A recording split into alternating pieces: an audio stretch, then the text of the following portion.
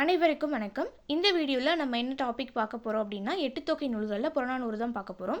So TNPSC exam பொறுத்தளவுக்கு நம்மளுக்கு எட்டுத்தொகை நூல்கள்லேருந்து புறநானூறுலேருந்து நிறைய கொஷின்ஸ் கேட்டிருக்காங்க. அதில் ரிலேட்டட் டீட்டெயில்ஸாக இருக்கட்டும், மேற்கோள்களாக இருக்கட்டும், நிறைய கொஷின்ஸ் கேட்டிருக்காங்க. ஸோ மோஸ்ட் இம்பார்ட்டண்டான டாபிக், கிளியராக வீடியோஸ் பார்த்து படித்து வச்சுக்கோங்க.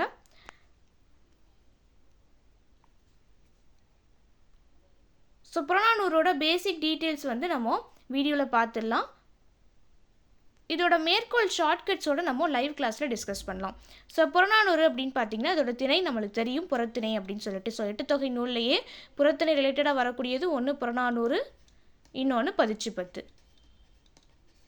ஸோ இதோட பாவகை அப்படின்னு பார்த்தீங்கன்னா ஆசிரியரப்பா. மொத்த பாடல்களோட எண்ணிக்கை அப்படின்னு பார்க்கும்போது 400 பாடல்கள் இருக்குது. இந்த 400 பாடல்களையும் பாடிய புலவர்கள் எத்தனை பேர் அப்படின்னு கேட்டிங்கன்னா 157 அல்லது 158. ரெண்டு டேட்டாமே ஞாபகம் வச்சுக்கோங்க. ஏன்னா நம்மளுக்கு ஒவ்வொரு புக்லேயும் ஒவ்வொரு மாதிரி கொடுத்துருக்காங்க. வெப்சைட்டில் ஒரு மாதிரி இருக்குது, புக்கில் ஒரு மாதிரி இருக்குது. ஸோ அதனால் ரெண்டு டேட்டாமே ஞாபகம் வச்சுக்கோங்க. ஸோ அடி எல்லை அப்படின்னு பார்த்தீங்கன்னா 4லேருந்து 40 பாடல்கள் வரைக்கும். அந்த அடி எல்லை பார்த்திங்கன்னா 40 அடிகள் வரைக்கும் மேக்ஸிமம், மினிமம் 4. ஸோ இந்த புறநானூற்ற பாடல்கள் ஃபஸ்ட்டு பாடல் பாடியது நம்மளுக்கு தெரிஞ்ச புலவர் யார் அப்படின்னா 2வது பாடல் முரஞ்சியூர் முடிநகராயர். 400வது பாடல் பாடியது யார் அப்படின்னா கோவூர் கிழார் அப்படின்னு சொல்கிறாங்க. ஸோ இந்த பெயர் காரணம், அதாவது புறநானூறு அப்படின்ற பெயர் எப்படி வந்துச்சு அப்படின்றத நம்ம அடுத்து பார்க்கலாம்.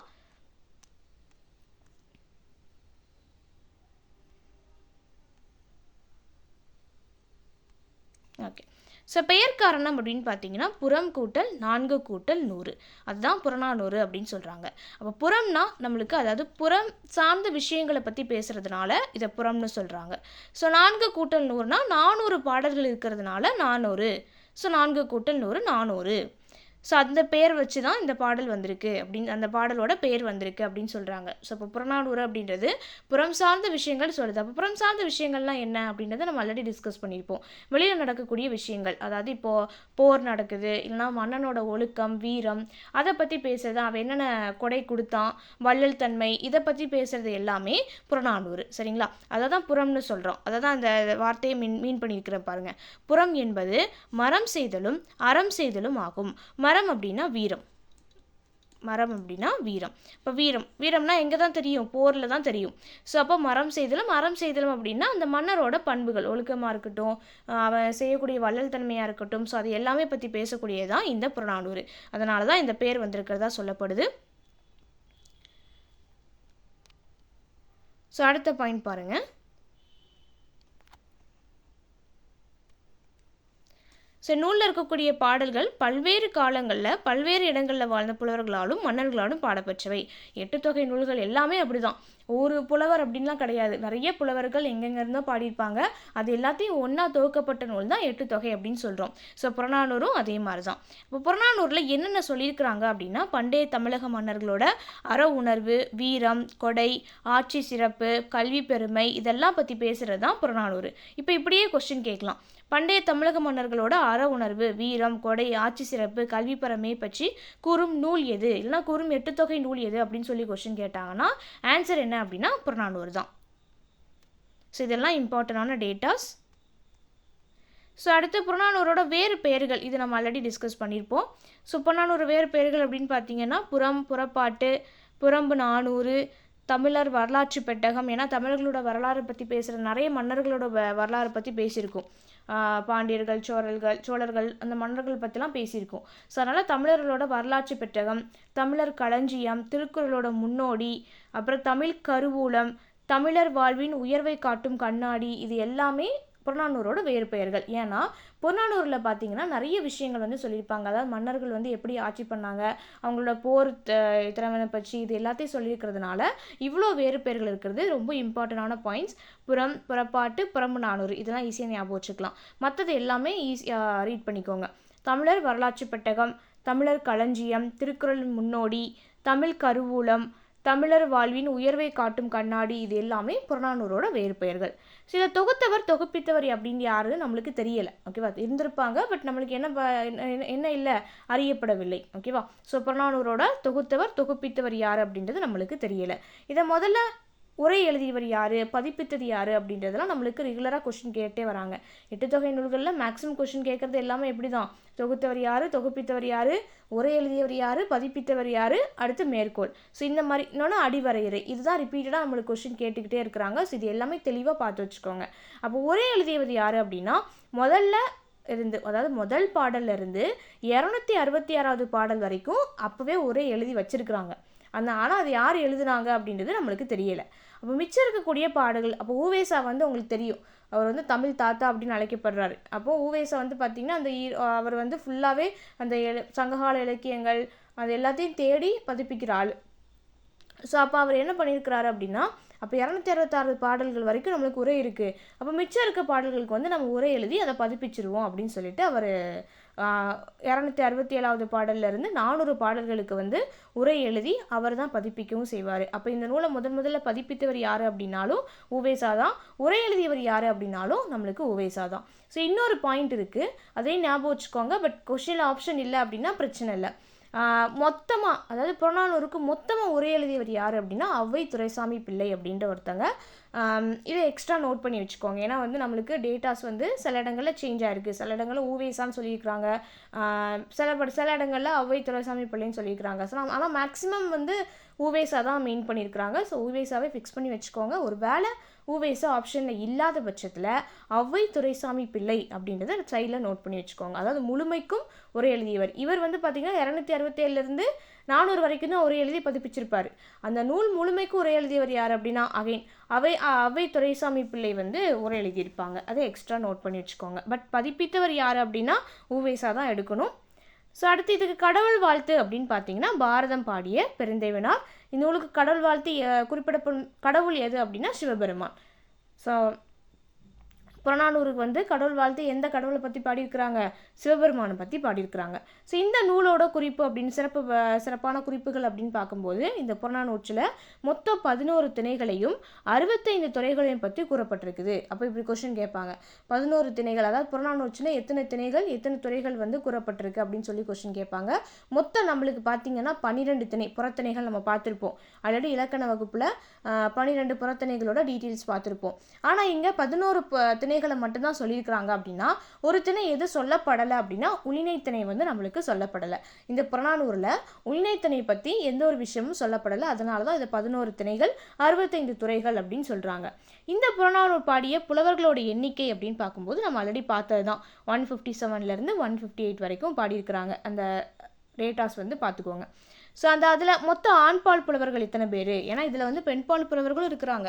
ஸோ அப்போ ஆண்பால் புலவர்கள் வந்து பார்த்திங்கன்னா 142 பேர் வந்து ஆண்பால் புலவர்கள் தான். அப்போ பெண்பால் புலவர்கள் யார் அப்படின்னா 15 பேர் இருக்காங்க. இப்போ இது கொஸ்டின் கேட்கலாம், ப்ரீவியஸ் இயர் கொஸ்டினில் கேட்டிருக்காங்க, புறநானூறு பாடல்கள் பாடிய மொத்த பெண்பால் புலவர்கள் எத்தனை அப்படின்னு சொல்லி கொஸ்டின் கேட்பாங்க. ஆன்சர் 15. இல்லை அதிக பாடல், இது ஒரு இம்பார்ட்டண்டான பாயிண்ட். இந்த பாடல்கள்லேயே அதிக பாடலை பாடியவர் புறநானூற்றில் மிக அதிக பாடலை பாடியவர் யார் அப்படின்னா ஔவையார். இது ஒரு மோஸ்ட் இம்பார்ட்டண்டான பாயிண்ட்டுங்க.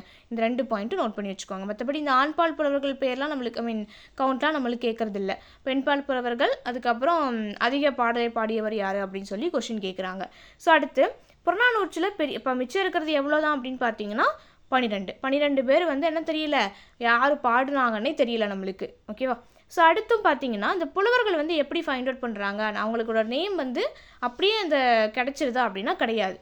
அவங்க எப்படி நேம் வந்து வைக்கிறாங்கன்னா இவங்களாக தான் ஓனாக வைக்கிறாங்க. எப்படி வைக்கிறாங்க, அவங்களோட தந்தை பேரை வச்சோ, இல்லை அவங்க என்ன தொழில் செய்கிறாங்களோ அதை வச்சோ, இல்லைனா அவங்க எதை ஓமையாக காட்டியிருக்கிறாங்க அதோட நேம் வச்சோ, இல்லைனா அவங்களோட மரபு குடி, ஸோ அந்த எந்த ஊரில் பிறந்தாங்க, அவங்களோட மரபு என்ன, அதை பேஸ் பண்ணி தான் அவங்களோட நேம் வருதே தவிர அவங்களோட உண்மையான பேர் வந்து நம்மளுக்கு என்ன வரல, தெரிய வரல. இப்போ எக்ஸாம்பிள் பார்த்தீங்கன்னா மோசிக்கீரனார் அப்படின்னா அந்த ஊரை பேர், மோசிங்கிறது குடிப்பெயர், கீரனார் அப்படின்றது மோசின்றது ஊர் பெயர், கீரனார் அப்படின்றது அவங்களோட குடிப்பெயர் அப்படின்னு சொல்லிட்டு தான் மெர்ஜ் பண்ணி மோசிக்கீரனார் அப்படின்னு சொல்கிறாங்க. ஸோ அடுத்து பார்த்தீங்கன்னா கணியன் பூங்குன்றனார், இந்த மாதிரிலாம் நேம்லாம், கணியன் அப்படின்றது அவர் செய்யக்கூடிய தொழில், பூங்குன்றனார் அப்படின்றது அவர் பிறந்த ஊர். அப்போ இது ரெண்டும் சேர்ந்து கணியன் பூங்குன்றனார் அப்படின்னு சொல்கிறாங்க. அப்போ நிறைய பேர் வந்து என்ன பண்ண புலவர்கள் வந்து பேர் வந்து உண்மையான பேர் நம்மளுக்கு தெரியப்படலை. இவங்களாம் என்ன பண்ணுறாங்க, அவங்களோட தொழிலை வச்சோ, அவங்க பாடல்களில் ஏதாச்சும் குறிப்பு இருக்கா, அது வந்து எதை மெயின் பண்ணி பாடியிருக்கிறாங்க, அதை வச்சு அவங்களுக்கு ஒரு பேரை வச்சிடுறாங்க. ஓகேவா? ஸோ இது வந்து நம்ம தெரிஞ்சுக்க வேண்டிய விஷயம். ஸோ அடுத்து பெண்பால் புலவர்கள் யார் யார், மொத்தம் 15 பேர் பார்த்தோம் இல்லையா. ஸோ அது வந்து யார் யார் இம்பார்ட்டன்ட் ஆனவங்க அப்படின்னு பார்த்தீங்கன்னா ஆதிமந்தியார், ஔவையார், காவற்பெண்டு, ஒக்கூர் மாசத்தியார், அடுத்து பாரி மகளிர் யார் அப்படின்னா அங்கவை சங்கவை, அடுத்து வெண்ணி குயத்தியார். இது எல்லாமே பெண்பார் புலவர்கள். ஏன்னா இது வந்து நம்ம பாடல்கள் இருக்குது, மேற்கோள்கள் நம்மளுக்கு புக்கில் கொடுத்துருக்காங்க. ஔவையார், காவற்பெண்டு இதை பேஸ் பண்ணி நம்மளுக்கு புக்கில் கொடுத்துருக்கிறதுனால இந்த நேம்லாம் பார்த்து வச்சுக்கலாம். மேற்கோள்கள் வந்து நம்ம கிளாஸில் டிஸ்கஸ் பண்ணிக்கலாம். அடுத்து புறநானூற்றில் நம்ம சொன்னே 11 திணைகள் தான் குறிக்கிறாங்க. அப்போ 12வது திணை எதை பற்றி சொல்லலை, உள்நீ திணையை பற்றி இந்த புறநானூறு பாடலில் கூறப்படலை. அடுத்து பெண்களின் வீரத்தை கூறும் துறை, மொத்தம் 65 துறை இருக்கு இல்லையா. அந்த 65 துறையும் பார்த்திங்கன்னா ஒவ்வொன்றும் ஒவ்வொரு விஷயத்தை வந்து சிறப்பாக கூறும். அதில் ஒரு துறை வந்து என்னது, மூதின் முல்லை அப்படின்ற ஒரு துறை வந்து பெண்களோட வீரத்தை பற்றி பெருமையாக பேசுது. ஓகேவா. ஸோ அடுத்து பார்த்தீங்கன்னா அந்த பாடல்களோட இந்த கவுண்ட்டு, அதாவது 244வது பாடல், அந்த பாடல்களுக்கு என்ன திணைன்னே நம்மளுக்கு தெரியலை. ஓகே, உள்நிலை திணையை பற்றி சுத்தமாகவே சொல்லலை. சில பாடல்களுக்கு வந்து என்ன திணையை பற்றி மீன் பண்ணி சொல்கிறாங்க அப்படின்றது நம்மளுக்கு தெரியலை. இது அவ்வளோவா கொஸ்டின் கேட்க மாட்டாங்க, ஜஸ்ட்டு தெரிஞ்சுக்கோங்க போதும். அடுத்து நான் சொன்னேன் இல்லையா ஸ்டார்டிங்லேயே, மன்னர்களை பற்றி நிறைய விஷயங்கள் நம்மளுக்கு தெரிய வருது. புறநானூறில் மன்னர்களோட வரலாறு பற்றி நிறைய விஷயங்கள் நம்மளுக்கு தெரிய வந்திருக்கு. அப்போ அப்படி என்னென்ன மன்னர்கள், எத்தனை மன்னர்கள் அப்படின்னு பார்க்கும்போது மொத்த பாண்டியர்கள் பார்த்திங்கன்னா 15 பேரை பற்றி இந்த புறநானூற்றில் குறிப்பு இருக்கான். அடுத்து சேரர்கள் அப்படின்னு பார்க்கும்போது 18, சோழர்கள் அப்படின்னு பார்க்கும்போது 18, வேளிர்கள் அப்படின்னு பார்க்கும்போது 18 பேர். ஸோ அப்போ இவங்களை பற்றிலாம் இன்ஃபர்மேஷன் வந்து புறநானூற்றில், அதாவது சங்ககால இலக்கியமாக இருக்கக்கூடிய புறநானூற்றில் இந்த விஷயங்கள்லாம் சில குறிப்புகள்லாம் இருக்குது. ஸோ இப்போ கரிகாலன் போர் செய்த இடம், கரிகால சோழன் வந்து எந்த இடத்துல போர் செஞ்சார், இதெல்லாம் கொஸ்டின் கேட்டிருக்கிறாங்க. வெண்ணிப்பந்தலை அப்படின்ற ஊரில் வந்து போர் செஞ்சுருப்பார். அடுத்து பாண்டிய நெடுஞ்செழியன் வந்து போர் செய்த இடம் பார்த்திங்கன்னா தலையானங்கானம். இப்போ சோழர்கள் வந்து பார்த்திங்கன்னா மௌரியர்களை தோற்கடித்த இடம், இதெல்லாம் ஹிஸ்ட்ரி படிக்கும்போது நீங்கள் கனெக்ட் பண்ணிக்கலாம். மௌரியர்கள்லாம் யார் அப்படின்றத நம்ம ஹிஸ்ட்ரி படிக்கும்போது கனெக்ட் பண்ணிக்கலாம். அப்போ அது சோழர்களுக்கும் மௌரியர்களுக்கும் தோற்கடித்த இடம் பார்த்திங்கன்னா வல்லம். ஸோ அடுத்து வேறு சிறப்பான இம்பார்ட்டன்ட் டீட்டெயில்ஸ் அப்படின்னு பார்க்கும்போது புறநானூற்றில் மொத்தம் 10 வகை ஆடைகள், 28 வகை அணிகலன்கள், 30 வகை படைக்கருவிகள், 67 வகை உணவுகள் வந்து கூறப்பட்டுள்ளதாக சொல்லப்படுது. ஸோ அது மட்டும் இல்லாமல் கல்வியை வந்து பெருசாக சொல்லியிருக்கிறாங்க. என்ன அப்படின்னா மேல் ஜாதி கீழ் ஜாதி அப்படின்ற பாகுபாடு இருக்குதுன்னா அதனை நீக்கக்கூடிய ஒரே சக்தி இதுதான் அப்படின்னு சொல்கிறாங்கன்னா படிப்பு தான் அப்படின்னு சொல்கிறாங்க புறநானூற்றில். ஸோ அடுத்து முடியுடை வேந்தர், கருநில மன்னர், வேளிர் முதலிய சிறப்புடை மக்கள், போர் செய்திகள், கையறு நிலை, இதெல்லாம் சொன்னது தான். மன்னர்களோட போர்கள் சொல்கிறது. கையறு நிலை அப்படின்னா கைவிடப்பட்ட நிலை அப்படின்னு சொல்கிறாங்க. ஸோ எந்த ஒரு விஷயத்தில் கைவிடப்பட்ட நிலை வருதோ, அதாவது இப்போ ஃபார் எக்ஸாம்பிள் கணவனை இழந்த மனைவி ஒரு கைவிடப்பட்ட நிலை, அதுதான் கையறு நிலை அப்படின்னு சொல்லுவாங்க. அடுத்து நடுகள், உங்களுக்கே தெரியும் நடுகள்னால் யாருக்கு, ஒரு போரில் வந்து யாராச்சும் சிறப்பாக சண்டை போட்டு அவங்க வந்து இறந்துட்டாங்க அப்படின்னா அவங்களுக்கு நடுகள் அப்படின்ற ஒரு கல் வைப்பாங்க. அந்த நடுகளில் அவங்கள பற்றின சிறப்பான ஒரு பாயிண்ட்ஸ் வந்து பதிப்பாங்க. ஸோ அதான் நம்ம பார்த்துருப்போம். இந்த வேல்நாச்சியர் ஸ்டோரியில் கூட நம்ம பார்த்துருப்போம். யாருக்கு நடுகள் வச்சுருப்பாங்க அப்படின்னா உடையாள் அப்படின்றவங்களுக்கு வந்து நடுகள் வச்சுருப்பாங்க. ஏன்னா வேல்நாச்சியார் வந்து தப்பிச்சு போகும்போது அவங்கள தேடிட்டு வந்த ஒரு ஆள் வந்து உடையாள்கிட்ட வந்து எங்கே போனாங்க, அவங்களுக்கு தெரியும் இங்கே தான் போனாங்க, பட் அவங்க என்ன பண்ணியிருப்பாங்க அப்படின்னா உண்மையை சொல்லியிருக்க மாட்டாங்க. ஸோ அப்போ என்ன பண்ணியிருப்பாங்க, உடையாளை வந்து ஆங்கிலேயர்கள் வந்து போட்டு தள்ளியிருப்பாங்க. ஸோ அப்போது எனக்காக நீ வந்து உன்னோட உயிரே கொடுத்துருக்குற அப்படின்னு சொல்லிட்டு அவங்களுக்கு ஒரு நடுகள் நாட்டுவாங்க. ஸோ அது இன்னும் அந்த ஊரில் இருக்கிறதா சொல்லப்படுது. ஸோ அதுக்கு ஒரு எக்ஸாம்பிள் ஸ்டோரி தான் நான் சொல்லியிருக்கிறேன். ஸோ நடுகள்னால் அதுதான். ஸோ யாராச்சும் மன்னர்களையோ அரசர்களையோ இம்ப்ரெஸ் பண்ணிட்டாங்கன்னா அவங்க இறந்துட்டாங்க அப்படின்னா, அந்த போரில் வந்து இறந்துட்டாங்க அப்படின்னா அவங்களுக்கு வந்து அந்த நடுகள் வந்து வைப்பாங்க. ஸோ இந்த ஊவேசா வந்து எப்போ பதிப்பிச்சார் அப்படின்றது இயர் இம்பார்ட்டன்ட்ங்க, நோட் பண்ணிக்கோங்க. 1894ஆம் ஆண்டு ஊவேசா வந்து அச்சில் பதிச்சிருப்பார். ஸோ இது போக நம்மளுக்கு புக்ஸில் கொடுத்துருக்கக்கூடிய இம்பார்ட்டண்டான டீட்டெயில்ஸ் புறநானூறு பற்றி அப்படின்னு பார்க்கும்போது இது எல்லாமே மோஸ்ட் இம்பார்ட்டன்ட். அடுத்து கலிஃபோர்னியா பல்கலைக்கழகத்தோட தமிழ் பேராசிரியராக இருக்கக்கூடிய ஜார்ஜ் எல்காட் அப்படின்ற ஒருத்தர் வந்து இந்த புறநானூரை வந்து 1999ஆம் ஆண்டில் ஆங்கிலத்தில் மொழிபெயர்ச்சிருக்கிறாரு. ஸோ அப்போது ஒருத்தர் வந்து இங்கிலீஷில் ட்ரான்ஸ்லேட் பண்ணியிருக்கிறாரு அப்படின்னா அதில் எவ்வளோ பெரிய நல்ல நல்ல கருத்துக்கள், எவ்வளோ பெரிய டீட்டெயில்ஸ்லாம் இருக்கும் அப்படின்றத யோசிச்சுக்கோங்க. ஸோ அப்போது கலிஃபோர்னியா பல்கலைக்கழகத்தோட தமிழ் பேராசிரியர் இருக்கக்கூடிய ஜார்ஜ் எல்காட் அப்படின்றவர் வந்து the 400 songs of war and wisdom and anthology of poems from classical Tamil the Purananuru அப்படின்ற ஒரு நூலை புறநானூரை வந்து இங்கிலீஷில் டிரான்ஸ்லேட் பண்ணி அந்த நூலோட பேர் தான் இந்த பேர். அப்போ இந்த கொடுத்து இது மொழிபெயர்த்தவர் யார் அப்படின்னு சொல்லி கொஸ்டின் கேட்கலாம். ஆங்கிலத்தில் மொழிபெயர்த்தவர் யார் அப்படின்னு சொல்லி கொஸ்டின் கேட்கலாம். ஸோ ஆன்சர் ஜார்ஜ் எல்காட் அப்படின்றவர். இயர் பார்த்தீங்கன்னா 1999. ஸோ அடுத்து ஜியு போப்பும் பார்த்தீங்கன்னா இதை வந்து இங்கிலீஷில் மொழிபெயர்ச்சிருப்பார். ஸோ அப்போ அந்த நூல் பேர் என்ன அப்படின்னு பார்த்தோன்னா எக்ஸ்ட்ராக்ட்ஸ் ஃப்ரம் புறநானூறு அண்ட் புறப்பொருள் வெண்பா மாலை அப்படின்ற நூலை வந்து ஜியு போப் வந்து இங்கிலீஷில் மொழிபெயர்த்திருப்பார். ஸோ இதெல்லாம் இம்பார்ட்டண்டான டீட்டெயில்ஸுங்க. ஸோ அது புறநானூற்றில் மொத்தம் 11 திணைகள் 65 துறைகள். நம்ம 11 திணைகள் பற்றின டீட்டெயில்ஸ் எல்லாமே நம்ம இலக்கண கிளாஸில் பொருள் இலக்கணம்லாம் ஃபுல்லாகவே பார்த்துட்டோம். யாரும் புதுசாக ஜாயின் பண்ணியிருக்கிறவங்க என்ன பண்ணுங்க அப்படின்னா அந்த 11 திணைகளை பற்றி தெரிஞ்சுக்கணும் அப்படின்னு நினச்சிங்கன்னா இலக்கணம் கிளாஸ், அதாவது தமிழ் இலக்கணம் அப்படின்ற ஒரு கிளாஸில் பொருள் இலக்கணம் அப்படின்ற டாபிக் வந்து வீடியோஸ் அப்லோட் பண்ணியிருப்பேன். அதை ஃபுல்லாக பார்த்துருங்க. இதில் உள்நீத்திணை மட்டும் சொல்லப்படலை.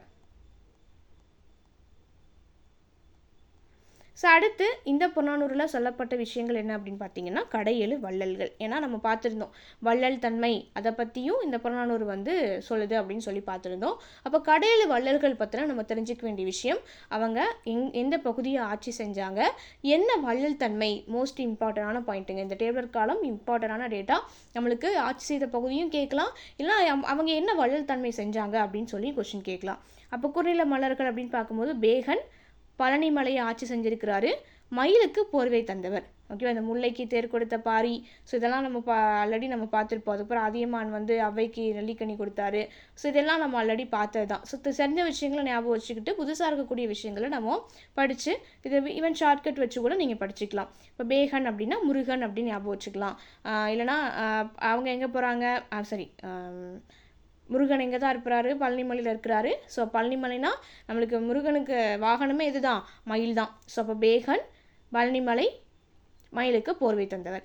அடுத்து பாரி அப்படின்னு பார்க்கும்போது பரம்பு மலை ஆட்சி செய்த பகுதி, முல்லைக்கொடி படர்வதற்கு தம் தேரையே தந்தவர். அப்போ ஒரு காட்டுக்குள்ளே போகிறாரு, முல்லைக்கொடி பார்த்தீங்கன்னா அது பாட்டு எதுவுமே சப்போர்ட்டே இல்லாமல் அது பாட்டு படர்ந்து கீழே கிடக்குது. இப்போ அவர் என்ன பண்ணுறாரு அப்படின்னா அது வந்து அவர் காஞ்சி கிடக்குது. ஸோ அப்போ அதை வந்து வளரணும் அப்படிங்கிறதுக்காக அவரோட தேரையே அது பக்கத்தில் வச்சு அந்த முல்லைக்கொடி வந்து படர விட்டுட்டு போகிறாரு. ஸோ அதான் அந்த ஸ்டோரி. ஸோ இப்போ பாரி ஆட்சி செய்த பகுதி பார்த்திங்கன்னா பரம்பு மலை, முல்லைக்கு தேர் கொடுத்தவர். ஸோ இதை எப்படி ஞாபகம் வச்சுக்கலாம் அப்படின்னா பாரி அப்படின்றத பார் அப்படின்னு ஞாபகம் வச்சுக்கோங்க. பரம்பு மலைனா பாம்பு அப்படின்னு ஞாபகம் வச்சுக்கோங்க. அங்கே பாரு பாம்பு பாரு முல்லைக்கொடியில் வந்து கிடக்குது அப்படின்றது மாதிரி ஞாபகம் வச்சுக்கோங்க. ஏன்னா நம்மளுக்கு இதெல்லாம் கன்ஃபியூஸ் ஆகும். ஸோ யார் யார் என்ன பண்ணாங்க அப்படின்றது சில விஷயங்கள் நம்ம ஈஸியாக ஞாபகம் வச்சுக்கலாம். அதியமான், பாரி, பேகன் இதெல்லாம் ஞாபகம் வச்சுக்கலாம். ஆனால் மற்றது வந்து கன்ஃபியூஸ் ஆகும். ஸோ அதனால் ஈஸியாக ஷார்ட்கட் வச்சு நான் எனக்கு தெரிஞ்சதை சொல்கிறேன். உங்களுக்கு இதை விட நல்ல ஷார்ட்கட்ஸ் தெரியும், நீங்கள் க்ரியேட் பண்ணுறீங்க அப்படின்னா நீங்கள் அதை கூட ஞாபகம் வச்சுக்கலாம். ஸோ அடுத்து திருமுடிக்காரி மலையமா நாடு குதிரைகளை பரிசாக வழங்கியவர். அதாவது குதிரைகளை வந்து புலவர்களுக்கு வந்து பரிசாக வழங்கியவர். ஸோ திருமுடிக்காரு அப்படின்னா திருமுடினா வந்து திருமுடி கட்டி மலைக்கு போவாங்க. ஸோ அந்த மாதிரி ஞாபகம் வச்சுக்கோங்க. திருமுடி வந்து கட்டி மலைக்கு போவாங்க. ஸோ மலையமா நாடு, மலை வந்து முன்னாடியே வந்துருச்சு. எல்லாத்துலேயுமே மலை வருதுன்னு சொல்லி கன்ஃபியூஸ் பண்ணிடாதீங்க. இதில் வந்து பார்த்திங்கன்னா மலையில் முதல்ல அந்த ஊர் பேரே மலையிலேருந்து தான் ஆரம்பிக்குது. அப்போ திருமுடி கட்டி மலைக்கு போகிறாங்க. எப்படி போகிறாங்க, குதிரையில் போகிறாங்க. ஸோ நடந்து தான் போகணும், பட் ஷார்ட்கட்காக குதிரையில் போகிறாங்க அப்படின்றத ஞாபகம் வச்சுக்கலாம். ஸோ அப்போ திருமுடிக்காரி மலையமா நாடு ஆட்சி செய்த பகுதி, குதிரையை பரிசாக வழங்கியவர். அடுத்து ஆயண்டிரன் பொதிய மலை நீல நாகத்தினை உடைய இறைவனுக்கு போர்த்தி மகிழ்ந்தவர். நீலநாகத்தோட உடைய வந்து இறைவனுக்கு போர்த்தி மகிழ்ந்தவர் யார் அப்படின்னா ஆயண்டிரன். ஸோ பொதிய மலை இது எப்படி ஞாபகம் வச்சுக்கலாம் அப்படின்னா ஸோ ஆயண்டிரன் அப்படின்னா அழுக்கு துணி அப்படின்னு ஞாபகம் வச்சுக்கோங்க. ஆயினா மீன்ஸ் அழுக்கு. ஸோ அப்போ அந்த அழுக்கு துணி வந்து பொதிய மலை அப்படின்னா பொதி மூட்டை மாதிரி இருக்குது. அதை வந்து என்ன பண்ணுறோம், நல்ல அந்த உடை, ஏன் அப்படி சொல்கிறேன்னா அந்த உடையை தான் மீன் பண்ணுறாங்க இங்கே. அப்போ அந்த உடையை வந்து நம்ம என்ன பண்ணுறோம், நல்லா துவைச்சி நீளத்தில் முக்கி நல்லா காய போட்டுருந்தோம். ஸோ ஓகேவா. அப்போ ஆயண்டிரன் பொதிய மலை பொதி மூட்டை மாதிரி கிடக்குது, நல்ல அழுக்கு துணி, அதை நீளத்தில் முக்கி அந்த உடையை வந்து காய போட்டுருந்தோம். ஸோ அதில் வந்து சந்தோஷமாயிடுறாரு. ஸோ அடுத்து அதியமான் தகடூர் அரிய நெல்லிக்கனியை அவ்வைக்கு தந்தவர். ஸோ இதை ஈஸியாக ஞாபகம் வச்சுக்கலாம். நம்மளுக்கு அதியமானாலே நெல்லிக்கனி அவைன்னு தான் ஞாபகம் வரும். அப்போ ஆட்சி செய்த பகுதி அப்படின்னு பார்க்கும்போது தகடூர் அப்படின்றத ஞாபகம் வச்சுக்கோங்க. அடுத்து நல்லி கண்டீரமலை மலைவாழ் மக்களுக்கு அனைத்து பொருட்களையும் வழங்கியவர். ஸோ நல்லி வள்ளல் யார் அப்படின்னா எங்கே ஆட்சி செஞ்சுருக்கிறாரு அப்படின்னா கண்டீரமலை மலைவாழ் மக்களுக்கு வந்து அனைத்து பொருட்களையும் வழங்கியிருக்கிறாரு. ஸோ அடுத்து ஓரி, வல்வில் ஓரின்னு கொடுக்க மாட்டான், ஓரின்னு தான் கொடுப்பாங்க. அப்போ ஓரி பார்த்திங்கன்னா கொல்லிமலை யாழ் மீட்டும் பாணர்களுக்கு பரிசு வழங்கியவர். அப்போ ஓரி, கொல்லிமலை யாழ் மீட்டும் பாணர்களுக்கு பரிசு வழங்கியவர். இதுதான் வள்ளல் தன்மை, அவங்க ஆட்சி செய்த பகுதி, வள்ளல்களோட பெயர்கள், இதெல்லாமே ஞாபகம் வச்சுக்கோங்க. மோஸ்ட் இம்பார்ட்டண்டான பாயிண்ட்ஸ். ஸோ அடுத்து நம்ம பார்க்கக்கூடியது மேற்கோள்கள். மேற்கோள்கள் அப்படின்னு பார்க்கும்போது இது நிறைய மேற்கோள்கள் இருக்குது, இதெல்லாம் நம்ம படிக்க முடியாது. ஸோ அதனால் நம்ம ஷார்ட்கட் வச்சு ஞாபகம் வச்சுக்கலாம். ஸோ ஷார்ட்கட் உங்களுக்கு கிளாஸில் நான் டிஸ்கஸ் பண்ணுறேன். தேங்க்யூ. அதுக்கு முன்னாடி இந்த வீடியோஸ் மட்டும் பார்த்துருங்க.